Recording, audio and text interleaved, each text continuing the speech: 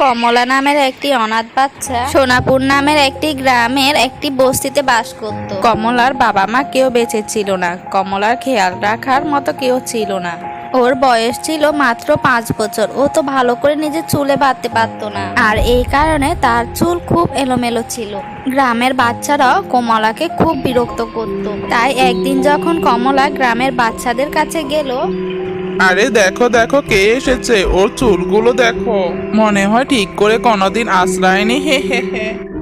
চুল নয়, ওর মাথায় তো ঘাস। সব বাচ্চারা ওর উপর হাসতে লাগলো। আর এতে কমলা কাঁদতে কাঁদতে বাড়ি ফিরে এলো। তার ঘরে পুরনো একটি ভাঙা চিরুনি পড়েছিল। আমিও আমার চুলটা চিরুনি দিয়ে আঁচড়াবো। এই বলে চিরুনি দিয়ে ও ওর মাথার চুলগুলো আঁচড়াতে লাগলো, কিন্তু ওর চুলগুলো এতটাই এলোমেলো হয়ে গেছিল যে সেগুলো আঁচড়ানো সহজ কাজ ছিল না।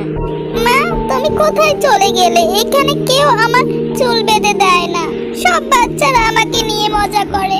সবাই বলে আমার চুলগুলো নাকি ঘাসের মতো। তুমি থাকলে তো এসব কিছুই হতো না মা। এই বলে কমলা জোরে জোরে কাঁদতে লাগলো, কিন্তু ওর কান্না শোনার মতো ঘরে আর কেউ ছিল না। কিছুদিন পর কমলা কাঠ আনতে জঙ্গলে গেল।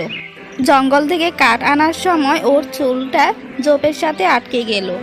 আরে, আমার চুলটা কোথায় আটকে গেল? অনেক চেষ্টা করার পরও কমলা চুলটাকে জোপ থেকে আটকাতে পারলো না। তাই সে কাঁদতে কাঁদতে বিধাতাকে ডাকতে লাগলো। এই বিধাতা, আমি কোথায় ফেঁসে গেলাম? এখন আমি এখান থেকে বের হব কিভাবে? আমায় সাহায্য করো বিধাতা। আর তখনই সেখানে থাকা একটি বড় গাছ থেকে আওয়াজ এলো। তুমি কান্না বন্ধ করো, আমি এক্ষুনি তোমার চুল ছাড়িয়ে দিচ্ছি। তখন ওই গাছের জাদু শক্তির সাহায্যে কমলার চুল ওই জোপ থেকে বেরিয়ে এলো। কমলা ভয়ে ভয়ে ওই গাছের দিকে তাকালো।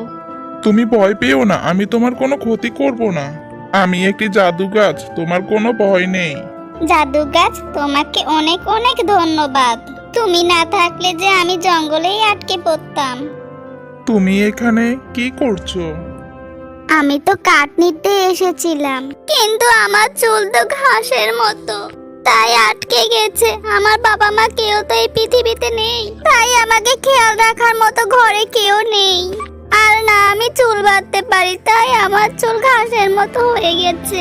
আমি এগুলোকে ঠিক করার জন্য অনেক চেষ্টা করেছি, কিন্তু এগুলো যে ঠিকই হয় না।